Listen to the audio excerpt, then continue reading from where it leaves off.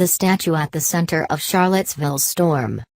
Since white nationalists marched Friday in Charlottesville, Virginia, the quiet college town has seen a nighttime brawl lit up by torches and smartphones, and worse violence that left one person dead and dozens injured. At the center of the chaos is a statue memorializing Robert E. Lee. It depicts the Confederacy's top general, larger than life, astride a horse, both green with oxidation. The white nationalists were in Charlottesville to protest the city's plan to remove that statue, and counter-demonstrators were there to oppose them. The statue, begun by Henry Merwin Schrade, a New York sculptor, and finished after his death by an Italian, Leo Lenti, had stood in the city since 1924. But over the past couple of years some residents and city officials, along with organizations like the NAACP, had called for it to come down. One local official made a similar suggestion as early as 2012 and quickly discovered that emotions surrounding the issue run deep. Ugly stuff bubbled up.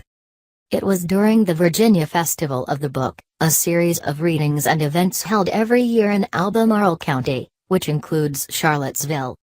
Continue reading the main story. Related coverage.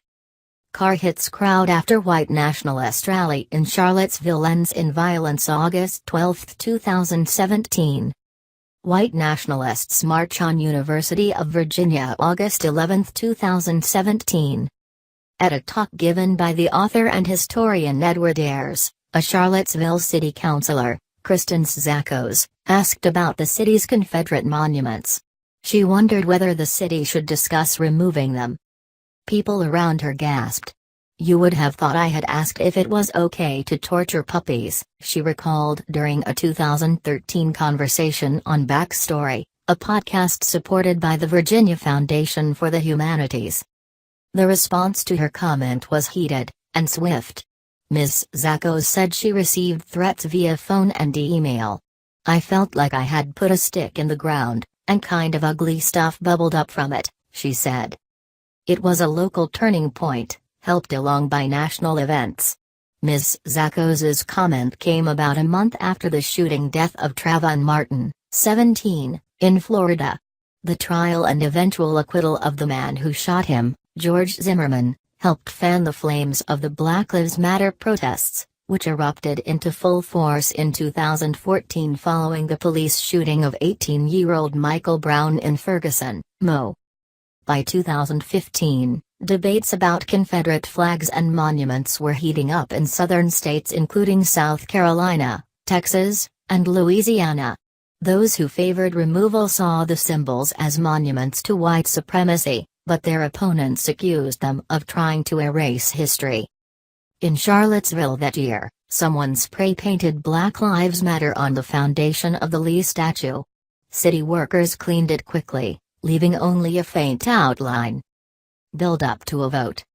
By 2016, Wes Bellamy, another Charlottesville city councilor and the city's vice mayor, had become a champion of efforts to remove Confederate monuments.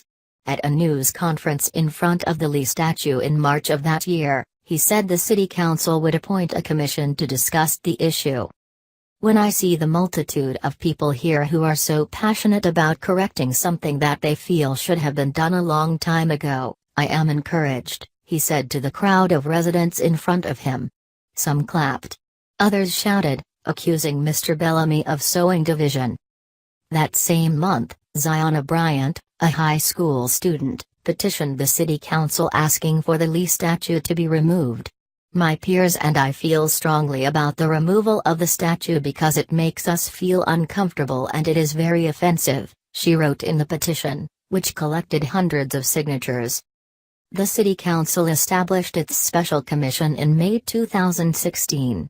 Later that year, it issued a report suggesting that the city could either relocate the Lee statue or transform it with the inclusion of new accurate historical information.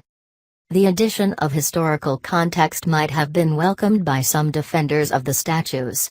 One group, Friends of Cavill Monuments, said on its website that statues could be improved by adding more informative, better detailed explanations of the history of the statues and what they can teach us. But in February, the city council voted to remove the statue from the park. Opponents of the move sued in March, arguing that the city did not have the authority to do so under state law. That court case is continuing, and the statue has remained in place. It was the focal point for a gathering held in May by the white nationalist Richard Spencer, who was among the demonstrators in Charlottesville this weekend. In June, the city council gave Lee Park a new name, Emancipation Park. Unite the Right. The rally that descended into violence Saturday was organized by Jason Kessler, a relative newcomer to the white nationalist scene who is well known in Charlottesville, where he has fought against the city's status as a sanctuary city for immigrants. A self-described journalist, activist and author, Mr. Kessler also waged a months-long online media campaign against Mr. Bellamy, whom he depicted as anti-white. More recently, Mr. Kessler became involved in the fight against renaming Lee Park, one reason for the Unite the Right rally this weekend. The rally was by far Mr. Kessler's largest undertaking yet. Last week, he won an injunction in federal court against the city, which had voted to revoke a permit for the rally. "This is my First Amendment right," Mr. Kessler said of the rally during a news conference on Thursday. "This is the right of every American to be able to peaceably assemble and speak their mind free of intimidation. That's why I decided to do it." With the lawsuit over the Lee statue still unresolved, it remains unclear what will become of it.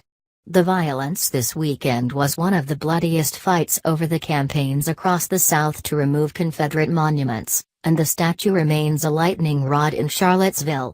Mr. Spencer, for his part, has promised to return.